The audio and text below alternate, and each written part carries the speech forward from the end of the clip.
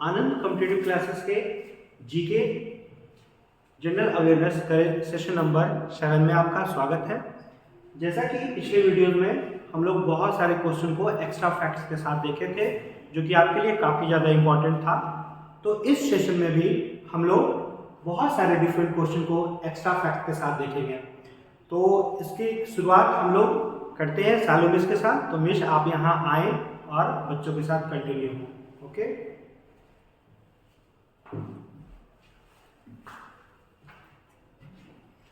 तो चलिए स्टार्ट करते हैं।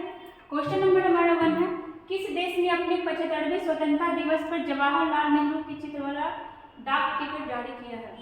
केवे नंबर का इसका स्वतंत्रता दिवस है 75, ठीक है, 75वें नंबर का है। और कौन किया है? तो इसका हो जाएगा ऑप्शन नंबर ए, श्रीलंका। ठीक है, श्रीलंका अभी हाल ही में अपना 75वां स्वतंत्रता दिवस मनाया है। अच्छा, ये आज़ाद किससे हुआ और कब हुआ? तो ये भी हमारी तरह गुलाम ही था, उपनिवेशी बना हुआ था। ठीक है, 4 फरवरी 1948। ठीक है, 4 फरवरी 1948 को ये ब्रिटेन से आज़ाद हुआ था, ब्रिटेन से आज़ाद हुआ था। तो इस बार ये अपना कितना स्वतंत्रता दिवस मनाया है? 75वां। और किसके फोटो का या फिर किसके नाम का ये डाक टिकट जारी किया है? तो जवाहरलाल नेहरू। ठीक है, जवाहरलाल नेहरू के नाम का किया है। जवाहरलाल नेहरू कौन थे? तो ये हमारे पहले पीएम रहे थे। आइए हम लोग श्रीलंका के बारे में देखते हैं। श्रीलंका, इसका पुराना नाम क्या था? तो श्रीलंका का पुराना नाम था आपका सिलोन, सिलोन। ठीक है, अगर आपसे पूछे कि भारत और श्रीलंका के बीच सीमा कौन बनाता है, ठीक है, तो कौन बनाता है? पाक जलदमनू, पाक जलदमनू।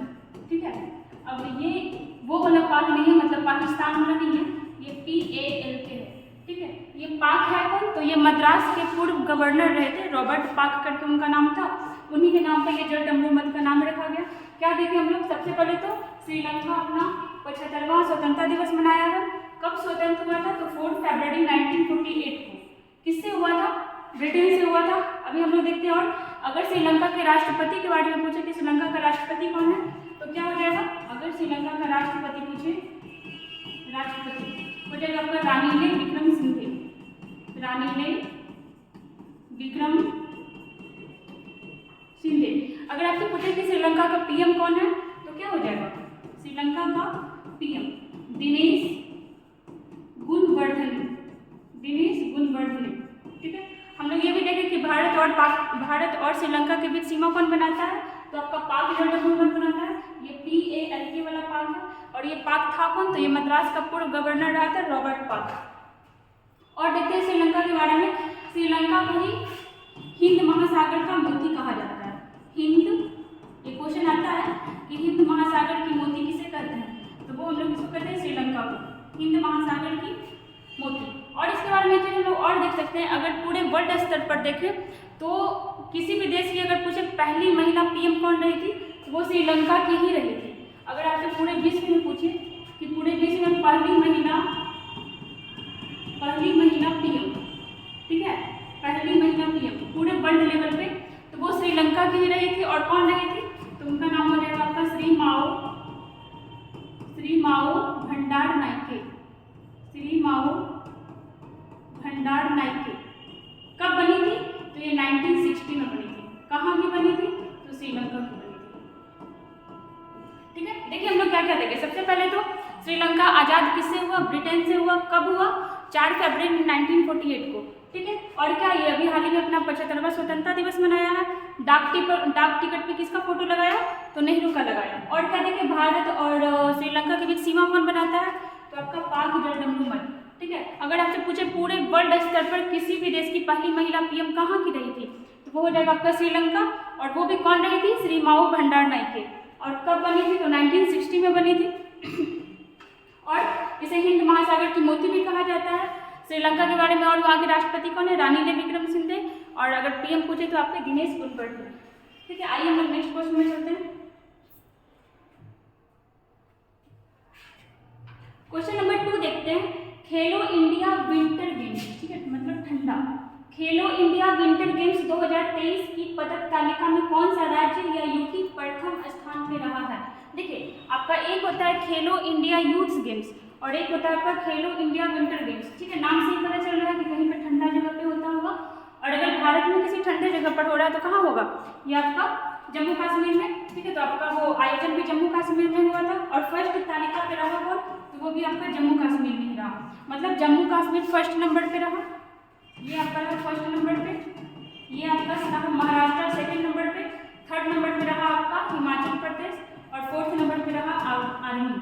ठीक है, क्या देखें हम लोग, खेलो इंडिया विंटर गेम्स में आपके फर्स्ट नंबर पे कौन था, जम्मू कश्मीर, सेकंड नंबर पे कौन था, महाराष्ट्र, थर्ड नंबर पे कौन था, हिमाचल प्रदेश, और फोर्थ नंबर पे आर्मी। ये केवी नंबर का था, मतलब कितना संस्करण था, तो ये था आपका तीसरा संस्करण। ठीक है, एक होता है विंटर गेम और एक होता है यूथ गेम्स। यहाँ पे हम लोग यूथ गेम्स के बारे में चीजें लेते हैं। क्या था नाम आपका, खेलो इंडिया यूथ गेम्स। हम लोग पहले भी देखे थे कि पहले यहाँ पे यूथ नहीं था, पहले यहाँ पे क्या था, पहले यहाँ पे आपका स्कूल था। ठीक है, खेलो इंडिया स्कूल गेम था, और ये स्टार्ट कब हुआ था, 2018 में। लेकिन स्कूल की जगह पे यूथ कब हुआ था, तो ये आपका हुआ था 2019 में। और जो इस बार जो खेलो इंडिया यूथ गेम्स हुआ था, इसमें फर्स्ट नंबर पे कौन रहा था, तो रहा था आपका महाराष्ट्र। ठीक है, ये आपका रहा था फर्स्ट नंबर पे। और अगर आपसे पूछे सेकंड नंबर पे कौन रहा था, तो वो रहा था आपका हरियाणा। और अगर थर्ड नंबर पे पूछे तो रहा था आपका एमपी। और ये जो हुआ था आयोजन, ये एमपी में ही हुआ था आयोजन। क्या देखें हम लोग, पहले तो खेलो इंडिया विंटर गेम्स कहाँ हुआ, जम्मू कश्मीर में ही हुआ। फर्स्ट नंबर पे कौन रहा आपका, जम्मू कश्मीर, सेकंड पे महाराष्ट्र, थर्ड पे हिमाचल प्रदेश, और फोर्थ पे आपका आर्मी। कौन सा संस्करण था, तो थर्ड संस्करण था।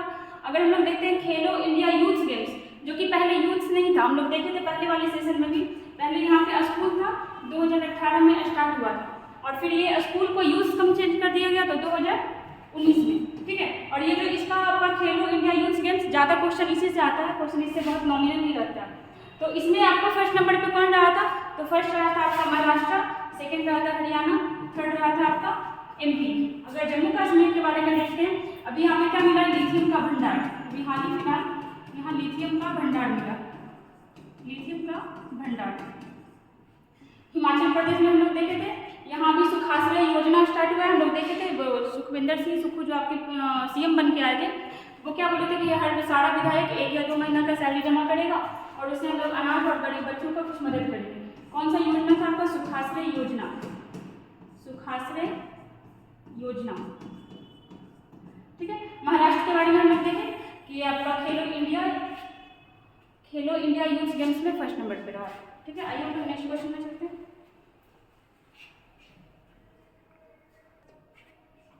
क्वेश्चन नंबर 3 देखिएगा, हाल ही में मैन होल साफ करने के लिए रोबोटिक स्कैवेंजर्स का उपयोग करने वाला पहला राज्य कौन बना है।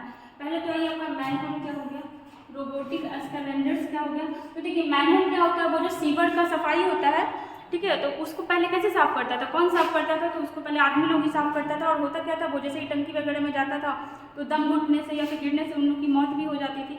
तो इसीलिए अभी इसके जगह पे, मतलब मनुष्य की जगह पे किसका यूज होगा, तो रोबोट का यूज होगा। ठीक है, मतलब बाहर से आदमी इसको कंडक्ट करते रहेगा और अंदर रोबोट जा करके काम करेगा। और ये कर कौन सकता है, ऑप्शन से हम लोग पकड़ सकते हैं कि कौन सा राज्य इतना डेवलप हो सकता है, तो ये आपका क्या है, केरला। ठीक है, मतलब केरला जो है मैनहोल की सफाई के लिए रोबोटिक स्कैवेंजर्स का यूज करेगा। और इसमें रोबोट का नाम क्या रखा है, अगर आपसे पूछे कि रोबोट का नाम क्या रखा है, तो उसका नाम रखा है बैंडी क्यू। याद रखिएगा, बहुत इंपॉर्टेंट क्वेश्चन ये होने वाला है। अभी हाल ही फिलहाल केरला एक चीज़ और भी बताया है, जैसे वहाँ केरल का एक मंदिर है, वहाँ पूजा करने के बाद आशीर्वाद देने के लिए एक हाथी का यूज किया जाता था। तो उस हाथी की जगह अब एक रोबोटिक हाथी का भी यूज किया जाएगा। मतलब मैनहोल की सफाई के लिए भी रोबोट का यूज कर रहा है, मंदिर में भी रोबोट का यूज हो रहा है, अभी हुआ नहीं है, होगा आगे जा करके।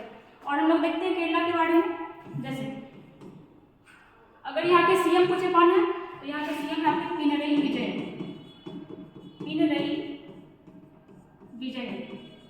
और यहाँ के गवर्नर कौन है, तो वो है आपके आरिफ मोहम्मद खान।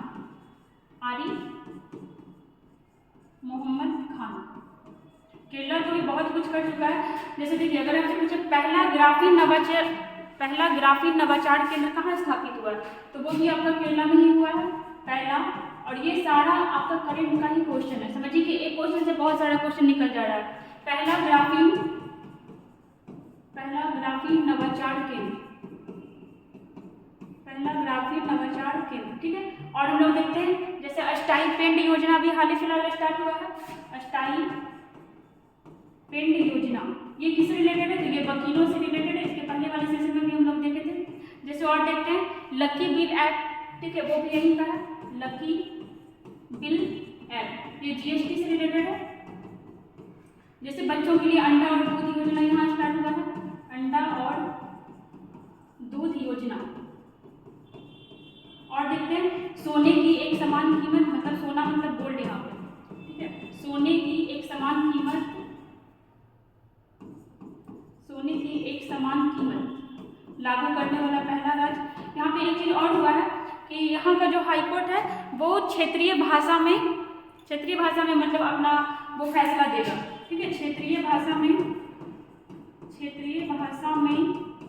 फैसला देने वाला पहला हाईकोर्ट। और अगर केरला का क्षेत्रीय भाषा बोल रहा है तो क्या हो सकता है? कॉमन सेंस की बात है कि यहाँ का क्षेत्रीय भाषा क्या है? मलयालम। और लेकिन ऐसे हाईकोर्ट और सुप्रीम कोर्ट किस लैंग्वेज में फैसला देता है? तो वो आपका इंग्लिश में देता है। और कुछ क्या देख सकते हैं इसके बारे में? सोने की एक समान कीमत, जैसे खुद का इंटरनेट सेवा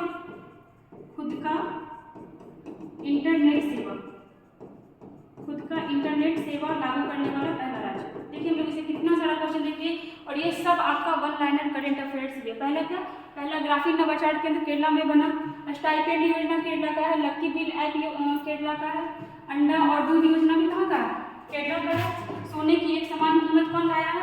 तो वो भी आपका केरला ही लाया है। क्षेत्रीय भाषा में फैसला देने वाला पहला हाईकोर्ट कौन बना है? मलयालम। देखिए हाईकोर्ट से एक चीज और भी याद कर सकते हैं कि पेपरलेस हाईकोर्ट कौन बना है? तो केरला ही बना है, पेपरलेस हाईकोर्ट, ठीक है। और क्या? खुद का इंटरनेट सेवा लागू करने वाला पहला राज्य। क्या देखे हम लोग यहाँ पे सीएम कौन है? तो वो है आपके पिनरई विजयन, और गवर्नर कौन है? आरिफ मोहम्मद खान। चलिए आगे चलते हैं, बहुत क्वेश्चन देख लिए इसमें।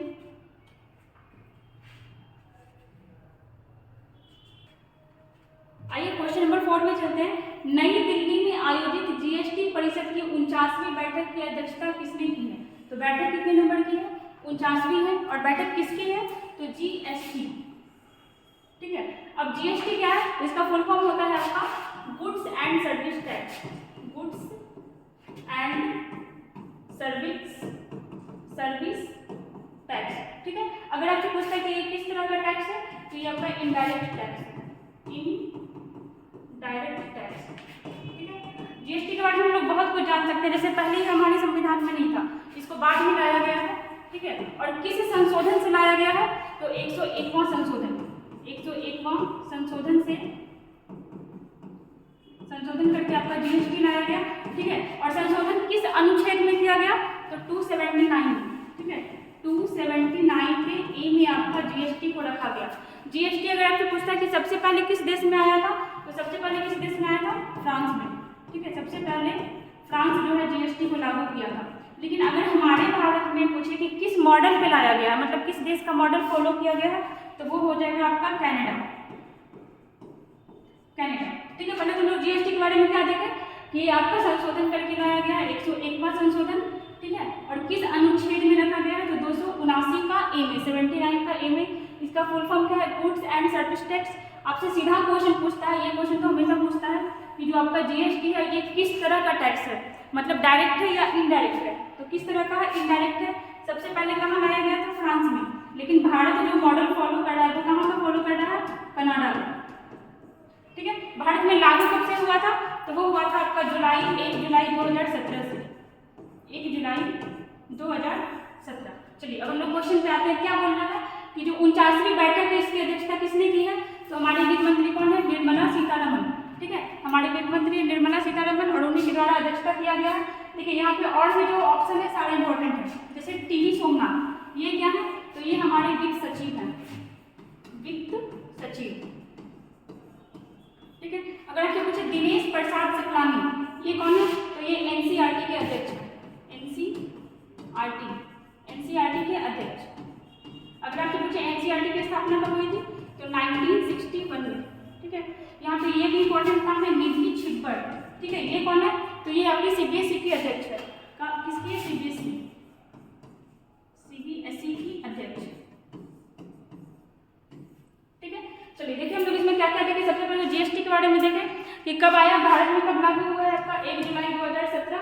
इसका फुल फॉर्म क्या है? Goods and service tax. कैसा टैक्स है? तो आपका इनडायरेक्ट टैक्स है। संशोधन कौन सा था? 101 का संशोधन। और अनुच्छेद आपका कौन सा है? 279।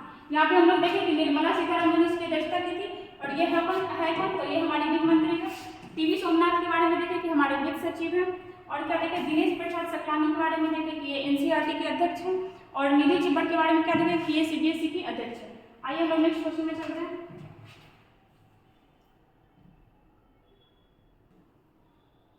क्वेश्चन नंबर 5 देखिएगा, कितने लाख लोगों ने 2022 में भारत की नागरिकता छोड़ दी है? ठीक है, भारत का नागरिकता छोड़ के कहाँ चला गया? देखिए कितना लोग छोड़ा है? तो 2.25 लाख इतने लोगों ने भारत की नागरिकता छोड़ दी। और कहाँ चले गए? तो ऐसे में बहुत सारे जैसे देश आपका यूके हो गया, यूएसए हो गया, ऑस्ट्रेलिया हो गया, चले गए। ठीक है, अब देखिए हम लोग थोड़ा यहाँ पे नागरिकता के बारे में देखते हैं। नागरिकता इसका वर्णन कहाँ किया गया है? तो हमारे संविधान में। ठीक है, हमारे संविधान में इसका चर्चा किया गया है। अगर आपसे पूछे कि हमारे संविधान के किस भाग या फिर किस अनुच्छेद में किया गया है, तो आपका भाग कौन सा हो जाएगा? भाग 2। भाग 2। अगर आपसे पूछे कि अनुच्छेद कौन सा है, तो अनुच्छेद है आपका 5 से 11। ठीक है, और 5 से 11 के बीच में ही आपका एक 9 आएगा। 9 क्या बोलता है कि अगर यहाँ का कोई भी आदमी, मतलब भारत का कोई भी आदमी अगर बाहर जाता है तो वो पासपोर्ट के थ्रू जाएगा।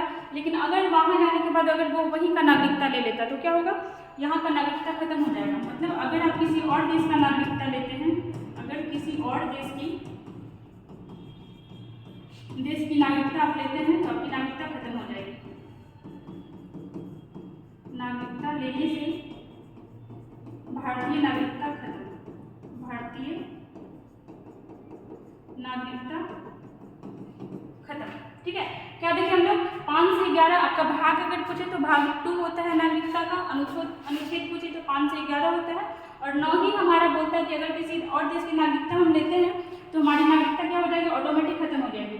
अगर पूछे कि नागरिकता का प्रावधान किस देश से प्रेरित है, मतलब भारतीय नागरिकता किस देश से प्रेरित है, तो वो हो जाएगा आपका ब्रिटेन से। ठीक है, और ब्रिटेन में किस प्रकार की नागरिकता है? तो एकल नागरिकता। अब एकल नागरिकता क्या होता है? मतलब जैसे देखिए अमेरिका जैसे देश में क्या होता है कि आप जिस स्टेट में रह रहे हो आप वहाँ का भी नागरिकता लोगे, आप जिस कंट्री में रह रहे हो वहाँ का भी नागरिकता लोगे। इट मीन्स कि आपके पास 2 तरह का नागरिकता होगा। लेकिन हमारे भारत या फिर ब्रिटेन में क्या होता है कि हमारे पास बस एक नागरिकता है कि हम भारतीय हैं। ठीक है, राज्य का नागरिकता नहीं होता है। क्या देखें हम लोग इसमें कि कितने लाख लोगों ने 2022 में भारत की नागरिकता छोड़ दी? तो कितना छोड़ दिया? 2.25 लाख। अगर नागरिकता का प्रावधान देखते हैं तो हमारे देश में कहाँ से लिया गया? ब्रिटेन से। भाग कौन सा था आपका? 2। अनुच्छेद कौन सा था? 5 से 11। और हमारा अनुच्छेद 9 होता है कि अगर आप किसी और देश का नागरिकता लेते हो आपका भारतीय नागरिकता ऑटोमेटिक खत्म हो जाएगा। ठीक है, आइए नेक्स्ट क्वेश्चन में चलते हैं।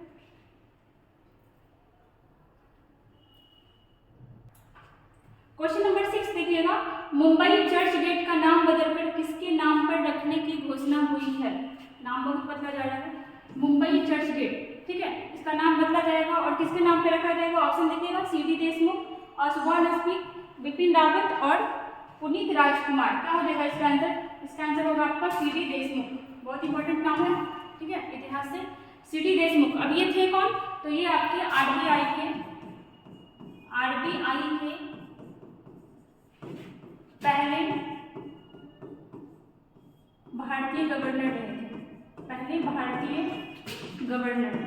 ठीक है, अब यहाँ पे भारतीय होता है, इसका मतलब कि पहले भी कोई होगा। मतलब जैसे अगर देखते हैं इनके बारे में, ऑसबोर्न स्मिथ, ये कौन थे?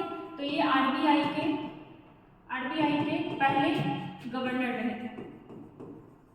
पहले गवर्नर, मतलब देखिए यहाँ पे क्या बात हो रहा है? पहला तो आपका क्वेश्चन ही था कि मुंबई चर्च गेट का नाम बदलकर किसके नाम पे रखा गया, तो आपका सीडी देशमुख। घोषणा हुई है अभी। ठीक है, सीडी देशमुख जी कौन थे? तो ये आरबीआई के पहले भारतीय गवर्नर थे। लेकिन अगर आपसे पूछता है कि आरबीआई के पहले गवर्नर कौन थे, तो ऑसबोर्न स्मिथ।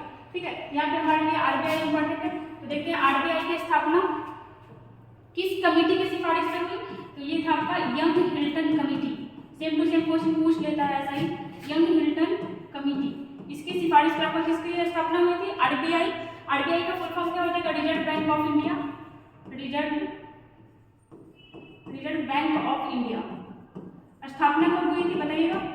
स्थापना हुआ था आपका 1 अप्रैल 1935, 1 अप्रैल 1935, ठीक है। और जब इसका स्थापना हुआ था तो इसका मुख्यालय कहाँ था? कोलकाता में, ठीक है। जब इसका स्थापना हुआ था तो इसका मुख्यालय था आपका कोलकाता में, लेकिन 1937 में इसका मुख्यालय मुंबई कर दिया गया, मुंबई, ठीक है। मतलब पहले कहाँ था? तो कोलकाता में था, लेकिन 1937 में क्या हुआ आपका? मुंबई कर दिया गया। लेकिन उसके बाद फिर क्या हुआ? 1949 में इसका राष्ट्रीयकरण किया गया। मतलब पहले ये आपका प्राइवेट था, बाद में सरकारी हो गया।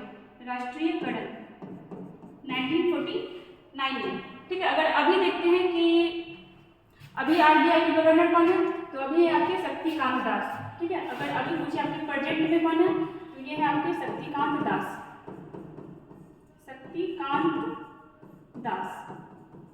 क्वेश्चन आता है। और देखिएगा यहाँ पर बिपिन रावत, तो ये कौन थे?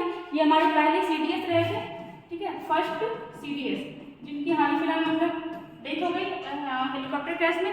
तो अभी कौन है? अगर आपके पूछे सेकंड नंबर के CDS कौन है, तो वो है आपके अनिल कुमार चौहान। यहाँ पे देखिएगा पुनीत राजकुमार, इनको क्या, तो इनको अभी इनकी भी हाल ही फिलहाल मृत्यु हो गई है और इनको क्या मिला है? कर्नाटक रत्न पुरस्कार, कर्नाटक रत्न पुरस्कार। देखिए हम लोग इसमें क्या क्या देखें। सबसे पहले तो मुंबई चर्चगेट का नाम बदलकर किसके नाम पे रखा जाएगा? तो CD देशमुख के नाम पे। CD देशमुख कौन थे? तो RBI के पहले गवर्नर थे। RBI की स्थापना यंग हिल्टन कमेटी की सिफारिश पर 1 अप्रैल 1935 को स्थापना हुई। उस समय इसका मुख्यालय कोलकाता में था। 1937 में मुंबई हुआ और फिर आपका 1949 में इसका राष्ट्रीयकरण कर दिया गया। अगर आपसे पूछता है कि RBI के अभी कौन है गवर्नर, तो शक्तिकांत दास है, जो 25वें नंबर के हैं। यहाँ पे हम लोग ऑसबोर्न स्मिथ के बारे में देखें कि वो पहले गवर्नर रहे थे, लेकिन अगर भारतीय पूछे तो CD देशमुख।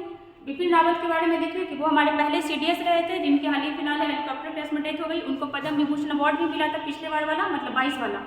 और क्या देखें हम लोग? पुनीत राजकुमार, इनको क्या मिला था? कर्नाटक रत्न पुरस्कार। आइए नेक्स्ट क्वेश्चन में चलते हैं। क्वेश्चन नंबर 7 देखिएगा। नागालैंड के 21वें राज्यपाल कौन बने हैं? कहाँ के?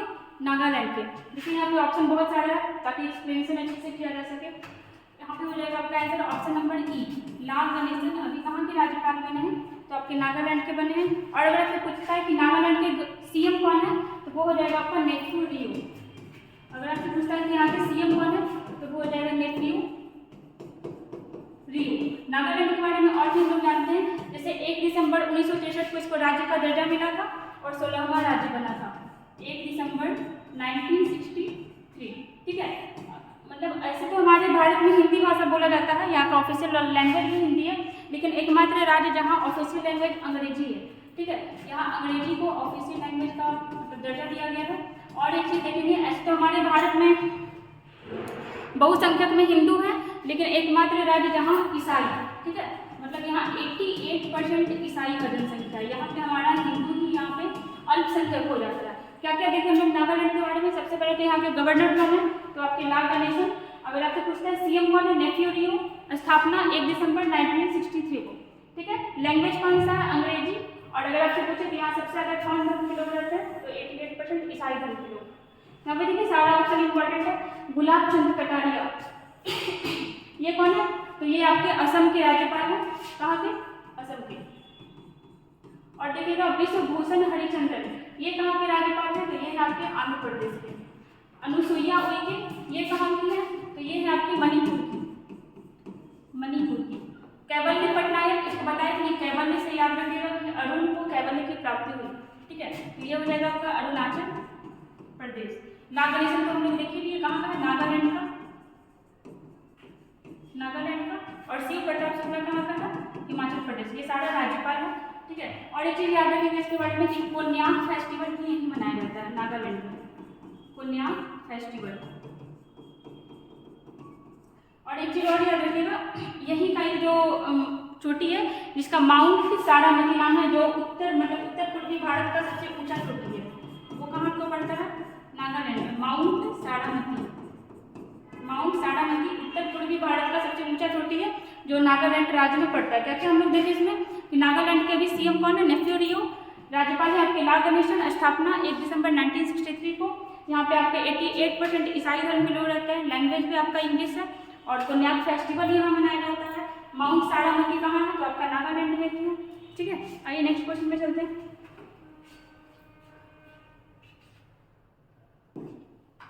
क्वेश्चन नंबर 8 देखिएगा, असम सरकार द्वारा किसे 2022-23 के लिए असम वैभव नागरिक पुरस्कार दिया गया है?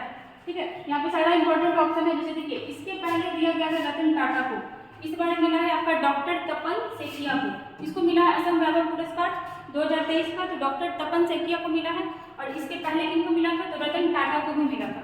ठीक है, और भी देखते हैं यहाँ पे, जैसे आपका नीना गुप्ता, इनको भी हाल फिलहाल का मिला है। तो मैथ का रामानुजन पुरस्कार, मैथ का रामानुजन पुरस्कार किसको मिला था? रामानुजन पुरस्कार। ठीक है, देखिए एक होता है आपका रामानुजन पुरस्कार और एक होता है आपका सशस्त्र रामानुजन पुरस्कार। वो किसको मिला है? देखिए, सशस्त्र रामानुजन पुरस्कार, रामानुजन पुरस्कार ये किसको मिला है? तो ये मिला है यूनकिंग टैंग, यूनकिंग टैंग। ये भी अपने आप में क्वेश्चन ही है कि रामानुजन पुरस्कार किसको मिला? नीना गुप्ता को। सशस्त्र रामानुजन पुरस्कार किसको मिला? यूनकिंग टैंग को, यूनकिंग टैंग को। एंजेला मर्केल के बारे में देखिएगा, ये आपकी जर्मनी की चांसलर रही थी। ठीक है, काफी टाइम तक रही थी, बहुत लंबे समय तक रही थी। ठीक है, जर्मनी की पूर्व चांसलर, जर्मनी की पूर्व चांसलर। अब ये तो पूर्व है, इसका मतलब ये अभी का कौन है?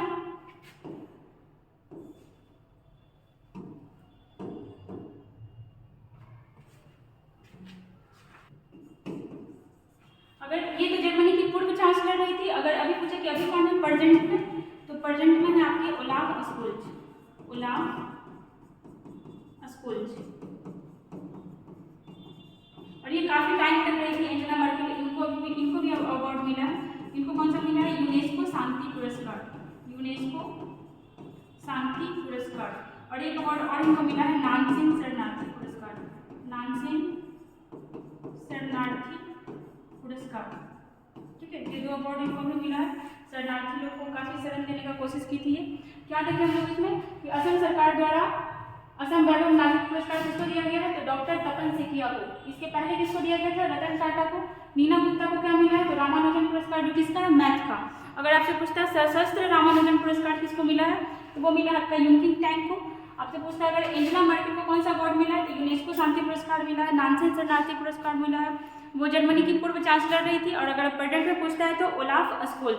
जैसे यहाँ पे हम लोग एक चीज और याद रखते हैं, इसका पूछा हुआ अभी तक किसी एग्जाम में हाल फिलहाल, पुलित्जर अवार्ड, पुलित्जर अवार्ड जो किस चीज का है? तो पत्रकारिता का है। ठीक है, पत्रकारिता का है। और किसको मिला है ये नहीं पूछा था, ये पूछा था कि किस देश की ये रहने वाली है।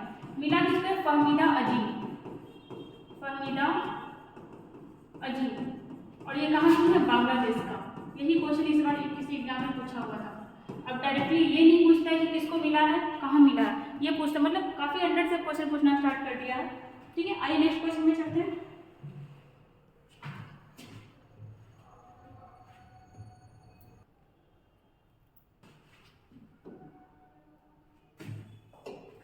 क्वेश्चन नंबर 9 देखिएगा, दुनिया का सबसे बड़ा दिव्यांग पार्क की आधारशिला किस शहर में रखी गई है? कहाँ रखी गई है? तो नागपुर में। ठीक है, नागपुर में आपका दिव्यांग पार्क की आधारशिला रखी गई है। देखते हैं नागपुर के बारे में। तो यहाँ का एक फेस्टिवल इंपॉर्टेंट है, मारबत उत्सव। ठीक है, क्या है? मारबत उत्सव। एक चीज और इसे याद रखते हैं कि 108वां विज्ञान कांग्रेस कहाँ हुआ था? 108वां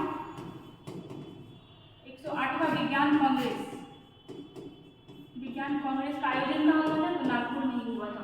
ठीक है, जैसे लद्दाख के बारे में हम लोग देखते हैं, यहाँ एक लोसार फेस्टिवल मनाया जाता है। ठीक है, एक होता है लोसार, एक होता है लोसांग, कंफ्यूज नहीं होना है। लोसार होता है आपका लद्दाख में, और अगर आपसे पूछे कि लोसांग कहाँ होता है, तो वो होता है आपका सिक्किम में। लोसांग होता है आपका सिक्किम में। और क्या होता है? लोसार लद्दाख में होता है। यहाँ हाल ही फिलहाल एक ममानी उत्सव भी मनाया गया है, ममानी उत्सव। उड़ीसा में देखते हैं, यहाँ ड्रिंक फ्रॉम टैप योजना स्टार्ट हुआ है। Drink from tap. अगर आपसे पूछता है कि ये आपका एक मतलब योजना, मतलब कहने का अर्थ क्या है? पानी इतना साफ है कि आप कोई भी नल खोलो और वहाँ का पानी पियो। ठीक है, उड़ीसा में, उड़ीसा का अगर पूछता है पुराना नाम क्या था, तो कलिंग नाम था। उड़ीसा का पुराना नाम क्या था? कलिंग। ठीक है, और देखते हैं तमिलनाडु, यहाँ आपका क्या स्टार्ट हुआ? नाश्ता कार्यक्रम यही स्टार्ट हुआ है, नाश्ता कार्यक्रम, नाश्ता कार्यक्रम। और क्या हम लोग देख सकते हैं? डुगोंग संरक्षण केंद्र यही स्टार्ट हुआ है, डुगोंग संरक्षण केंद्र कहाँ बनाया गया है? तो आपका तमिलनाडु में, डुगोंग संरक्षण केंद्र। और हम लोग देख सकते हैं इसके बाद में जलवायु परिवर्तन लागू करने वाला, जलवायु परिवर्तन लागू करने वाला पहला राज्य। अगर आपसे पूछता है कि यहाँ के सीएम कौन है, तो सीएम कौन रहेंगे? एम.के. स्टालिन। ठीक है, जिनका भी ऑटोबायोग्राफी आया था, उनका नाम क्या था? उंगली ओडुवन। अगर यहाँ का गवर्नर पूछता है तो कौन है? R.N. रवि। ठीक है, और हम लोग क्या देख सकते हैं? उड़ीसा में ही आपका क्या बनाया गया है? तो अभी उड़ीसा में हाल ही फिलहाल क्या हुआ था? हॉकी विश्व कप 2023 हुआ था, जिसमें कौन जीता था? जर्मनी जीता था, बेल्जियम को हराकर। याद रखिएगा, जर्मनी जीता था, बेल्जियम को हराकर। किसमें जीता था? हॉकी में जीता था। अगर आपसे पूछता है कि भारत कभी जीता है हॉकी विश्व कप, तो हाँ, मात्र एक बार जीता है, 1975 में। ठीक है, अगर आपसे पूछता है कि सबसे ज़्यादा बार कौन जीता है, तो वो जीता है हमारा पड़ोसी देश पाकिस्तान। चलिए, क्या क्या देखें हम लोग इसमें? सबसे बड़ा दिव्यांग पार्क कहाँ बनाया गया? तो नागपुर में। नागपुर में ही आपका क्या होता है? मारबत उत्सव मनाया जाता है, 108वां विज्ञान कांग्रेस में हुआ था यहाँ पे। लद्दाख में हम लोग देखें लोसार फेस्टिवल मनाया जाता है। अभी देखेंगे तो लद्दाख सबसे बड़ा क्या बन चुका है? यूटी बन चुका है, 31 अक्टूबर 2019 को बनाया गया था। ठीक है, आइए नेक्स्ट क्वेश्चन चलते हैं।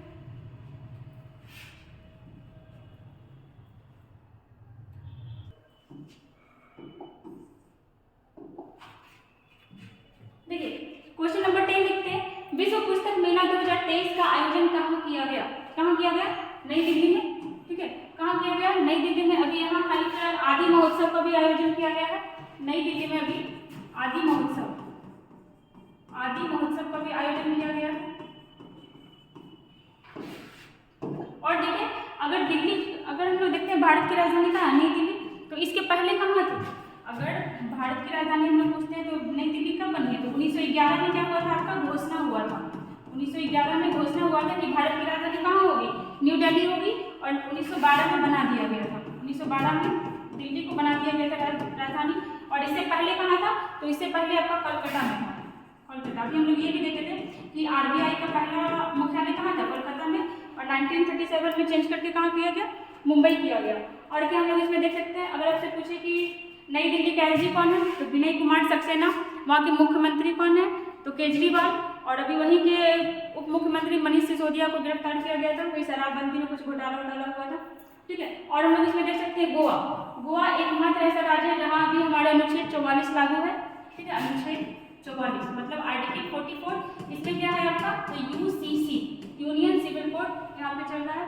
यूपी के बारे में हम लोग देख सकते हैं, तो यहाँ अभी स्कूल चलो अभियान स्टार्ट हुआ था। यूपी में क्या स्टार्ट हुआ था? तो स्कूल चलो अभियान, स्कूल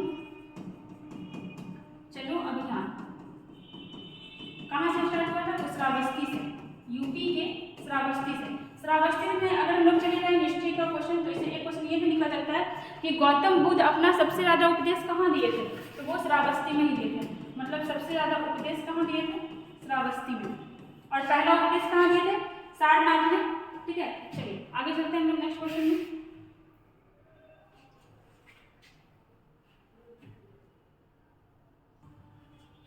देखिएगा, क्वेश्चन नंबर 11 क्या है? 74वें गणतंत्र दिवस पर कितने लोगों को पद्म पुरस्कार देने की घोषणा की गई है? तो सबसे पहले तो ये पद्म पुरस्कार। ठीक है, कितने तरह का होता है? पद्म पुरस्कार 3 तरह का होता है, पद्म विभूषण, पद्म भूषण और पद्मश्री। पहले तो स्टार्ट कब हुआ था पद्म पुरस्कार? तो आपका 1954 में। 1954 में एक और अवार्ड स्टार्ट हुआ था। कौन सा स्टार्ट हुआ था? आप लोग कमेंट करके बताइएगा कि 1954 में और कौन सा अवार्ड स्टार्ट हुआ था जो भारत का सर्वोच्च पुरस्कार है। यहाँ पर हम लोग क्या देखें कि पद्म पुरस्कार 1954 में स्टार्ट हुआ था। अब जो पद्म पुरस्कार होता है ये भी आपका 3 कैटेगरी में होता है। ठीक है, यहाँ पे हमारा क्वेश्चन है कि कितने लोगों को देने की घोषणा की गई है? तो यहाँ पे आपका हो जाएगा 6 + 9 + 91, मतलब टोटल 106 लोगों को पद्म पुरस्कार दिया जाएगा। पद्म पुरस्कार करने का मतलब यहाँ पे 3 तरह का होता है। पहला तो होता है आपका पद्म विभूषण, जो सबसे बड़ा होता है पद्म विभूषण। उसके बाद सेकंड नंबर पर होता है आपका पद्म भूषण, पद्म भूषण। और फिर इससे छोटा होता है आपका पद्मश्री। मतलब यहाँ पे आपका सारा सिस्टमेटिक ढंग से ऑप्शन दिया गया था कि कितने लोगों को मिला है। तो टोटल तो 106 लोगों को मिलने की घोषणा हुई थी, उसमें से 6 6 लोगों को पद्म विभूषण, 9 लोगों को पद्म भूषण और 91 लोगों को पद्मश्री। ठीक है, अब ये घोषणा कब किया जाता है? तो घोषणा किया जाता है आपका 26 जनवरी को। करता कौन है? तो वो आपका प्रेसिडेंट करता है। और हमारे जो प्रेसिडेंट कौन है? द्रौपदी मुर्मू, जो पहली महिला आदिवासी राष्ट्रपति रही है। देखिए यहाँ पे इतना सारा नाम तो नहीं पूछेगा, लेकिन होता क्या है कि जब स्टेट का एग्जाम रहेगा, जैसे बिहार का एग्जाम है, और अगर बिहार में ये दोनों में से किसी को दिया जाएगा तो वो पूछ लिया जाएगा। इंपॉर्टेंट है आपका पद्म विभूषण, मतलब 6 लोग जो हैं, तो इनमें से किनको किनको पद्म विभूषण मिला है वो आपसे पूछ लेगा। ठीक है, एक चीज़ और याद रखिएगा कि ये जो आपका पद्म पुरस्कार होता है, एक बार में 120 से ज़्यादा लोगों को नहीं दिया जा सकता है। ठीक है, मतलब 120 से ज़्यादा लोगों को नहीं दिया जा सकता है, मतलब मैक्सिमम ये जो नंबर हो गया आपका 120 हो गया। यहाँ पे 6 नाम इंपॉर्टेंट है, हम लोग देखते हैं कि किसको किसको मिला है। तो सबसे पहले तो मिला है आपका मुलायम सिंह को, मरणोपरांत मिला है मुलायम सिंह, बालकृष्ण दोषी,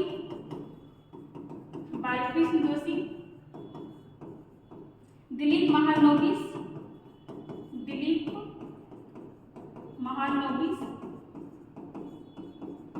एस.एम. कृष्णा। देखिए क्या क्या हम लोग यहाँ पे देखें, पहले तो है आपका मुलायम सिंह, बालकृष्ण दोषी, एस.एम. कृष्णा, श्रीनिवास वर्धन,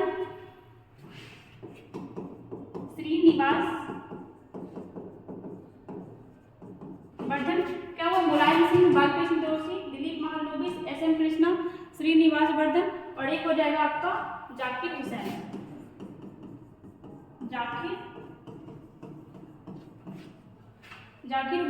ठीक है, कितना नाम हुआ? 1 2 3 4 5 6।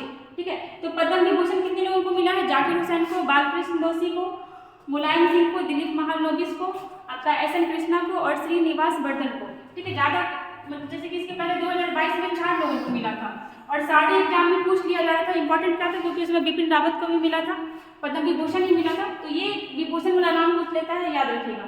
क्या क्या हम लोग देखें कि सबसे पहले तो पद्म पुरस्कार का स्थापना कब हुआ था? 1954 में।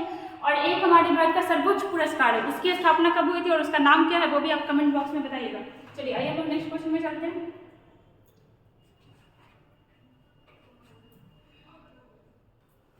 देखिएगा, एशिया का सबसे बड़ा एयर शो जिसका नाम क्या है? एयरो इंडिया 2023 का आयोजन कहाँ किया जा रहा है? मतलब किस शहर में हो चुका है? ठीक है, ये बहुत पहले, मतलब कुछ दिन पहले खत्म हुआ है। कहाँ हुआ है आपका? बेंगलुरु। कहाँ हुआ था एयरो शो का आयोजन? बेंगलुरु में। बेंगलुरु में हम लोग एक चीज याद रख सकते हैं कि यहाँ पे इसरो का मुख्यालय है, इसरो। ठीक है, अगर पूछते हैं इसरो की स्थापना कब हुई थी? तो ये थी आपका 15 अगस्त 1969 को। कहाँ हुआ था? तो आपका बेंगलुरु में ही। अगर आपसे पूछता है कि इसके अध्यक्ष कौन है, तो वो है एस सोमनाथ। ठीक है, और यहाँ पे हम लोग देखते हैं जैसे गुवाहाटी।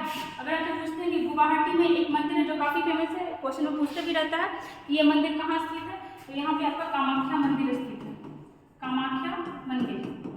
अगर गुवाहाटी का पुराना नाम पूछता है वो क्या था, तो वो है आपका प्रागज्योतिषपुर।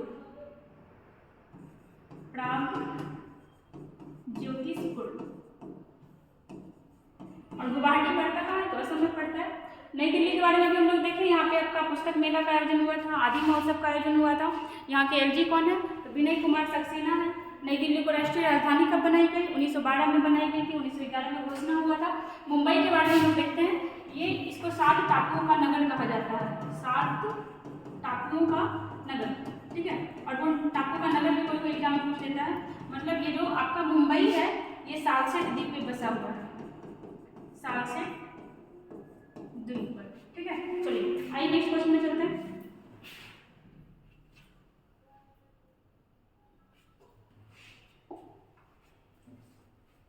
चलिए आइएगा, तो देखिएगा क्वेश्चन, चेतन शर्मा ने किस संगठन से अपना इस्तीफा दिया है? किससे दिया है? तो इसका आंसर हो जाएगा आपका बीसीसीआई।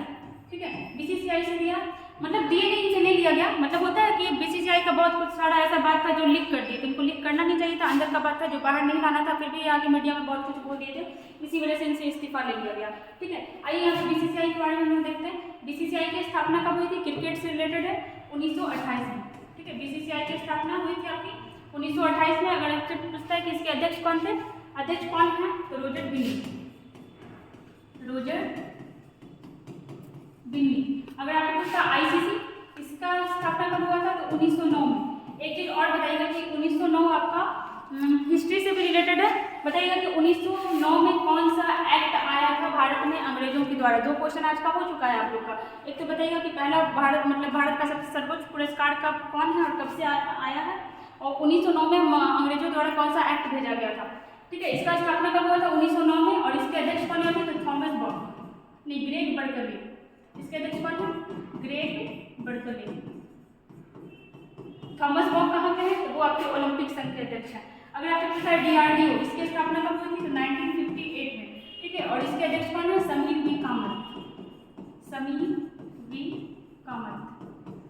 नाबार्ड, ठीक है, बहुत इंपॉर्टेंट, बहुत बार बता चुके हैं। इसकी स्थापना कब हुई थी इसका सुन लीजिए। 12 जुलाई 1982 को शिवरावन कमेटी की सिफारिश पे 6ठी पंचवर्षीय योजना, और इसके अध्यक्ष कौन है KV साजी। किस चीज़ के लिए लोन देता है तो कृषि के लिए लोन देता है रूरल क्षेत्र में। क्या क्या हम लोग देखें इसमें, चेतन सलमान किससे रिलेटेड थे तो BCCI से। BCCI की स्थापना हुई आपकी 1928 में।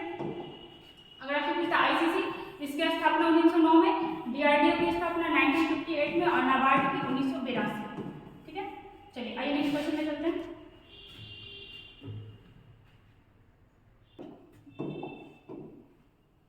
क्वेश्चन नंबर 14 देखिएगा, जातिगत भेदभाव पर प्रतिबंध लगाने वाला पहला शहर सिएटल किस देश का है। ठीक है, जातिगत भेदभाव जो सबसे ज्यादा हमारे भारत में होता है कहाँ लगाया गया है तो वो हो जाएगा आपका USA। ठीक है, USA का एक शहर है, क्या नाम है इसका, इंपॉर्टेंट नाम है सिएटल। ठीक है, USA का एक शहर है जहाँ जातिगत भेदभाव पर प्रतिबंध लगाया गया है। USA के अभी राष्ट्राध्यक्ष कौन है तो जो बाइडेन। देखिए USA में कि 2 बार से ज़्यादा राष्ट्रपति नहीं बन सकते हैं, लेकिन हमारे भारत में कि आप कितने बार भी चाहे राष्ट्रपति बन सकते हैं। अगर आपको पूछे कि USA का राजधानी कहाँ है तो वाशिंगटन DC। इसके पहले यहाँ नहीं था, इसके पहले न्यूयॉर्क था इसका राजधानी, बाद में चेंज किया गया था। बांग्लादेश के बारे में हम लोग देखते हैं, जैसे यहाँ की एक फहमीदा अजीम थी जिनको इस बार पुलित्जर अवार्ड मिला है। फहमीदा अभी कुछ दिन पहले नोट डिस्कस किए थे, फहमीदा अजीम। ठीक है, इनको क्या मिला पुलित्जर अवार्ड मिला, और ये कहाँ की है तो बांग्लादेश की है। ठीक है, मिस्र अभी हम लोग देखे थे कि मिस्र के राष्ट्रपति क्या नाम था उनका अब्देल फतह अल सीसी। गणतंत्र दिवस पे भारत आए हुए थे अब्देल फतह अल सीसी। ठीक है, ये भारत आए हुए थे अभी गणतंत्र दिवस पे। और क्या भारत के बारे में जानते हैं, प्राइम मिनिस्टर कौन है आपके नरेंद्र मोदी, राष्ट्रपति कौन है द्रौपदी मुर्मू, पहली महिला आदिवासी। और अगर सिर्फ महिला पूछे तो आपके क्या होना चाहिए प्रतिभा देवी सिंह पाटिल। आइए नेक्स्ट क्वेश्चन में चलते हैं, क्वेश्चन नंबर 15। देखिए क्वेश्चन, किस देश में पहली बार देश में समलैंगिक जोड़े के अधिकारों की मान्यता दी गई है। क्या होता है समलैंगिक जोड़े, ऐसे हम लोग देखते हैं कि जो शादी विवाह होता है वो मतलब अपोजिट सेक्स में होता है, जैसे बॉय गर्ल। लेकिन ये क्या हो रहा है आजकल, ये कुछ ज़्यादा ही हो रहा है और सब देश इसको मान्यता भी दिया जा रहा है, मतलब लड़का लड़का के साथ शादी कर रहा है, लड़की लड़की के साथ कर रहा है, यही हो गया आपका। और अब इसको मतलब मान्यता भी दिया जा रहा है बहुत सारे कंट्री में। लेकिन अभी हाल ही फिलहाल कहाँ दिया गया है, ये हो जाएगा आपका दक्षिण कोरिया, साउथ कोरिया। ठीक है, साउथ कोरिया की राजधानी कहाँ है तो ये है आपका सियोल। और यहीं पे आपका उत्तर कोरिया भी है, उत्तर कोरिया। ठीक है, इसकी राजधानी कहाँ है तो इसकी राजधानी आपका प्योंगयांग।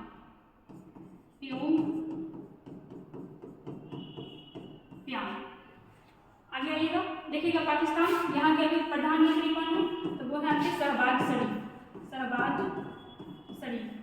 और अगर पूछे यहाँ का राष्ट्रपति कौन है तो है आरिफ अलवी। ठीक है, जैसे इजराइल और चाइना का भी राष्ट्राध्यक्ष कौन है सी जिनपिंग। इजराइल एकमात्र यहूदी देश है, एकमात्र यहूदी देश। ठीक है, चलिए देखिए हम लोग क्या देखें यहाँ पे, किस देश ने पहली बार देश में समलैंगिक जोड़े के अधिकारों की मान्यता दी है तो कौन दिया है आपका दक्षिण कोरिया। ठीक है, यहाँ पे हम लोग देखिए इसकी राजधानी कौन है सियोल। उत्तरी कोरिया के बारे में देखते हैं तो यहाँ की राजधानी कौन सी है प्योंगयांग। पाकिस्तान के बारे में हम लोग देखिए यहाँ के PM कौन है शहबाज शरीफ, राष्ट्रपति कौन है आरिफ अलवी। और क्या देखिए इजराइल मतलब एकमात्र यहूदी देश है ये। और चाइना के बारे में देखें तो यहाँ के आपके राष्ट्राध्यक्ष कौन है सी जिनपिंग। और मतलब 1 साल के अंदर ही हमारा भारत चाइना को छोड़ देगा जनसंख्या में पीछे। हम लोग यहाँ पे 15 क्वेश्चन देख चुके हैं, ऐसे ही कंटिन्यू मतलब आप भी हमारे साथ बने रहिए और जो भी क्वेश्चन पूछा गया उसका कमेंट बॉक्स में जवाब दीजिएगा। लगे रहिए साथ में, लाइक सब्सक्राइब करते रहिए।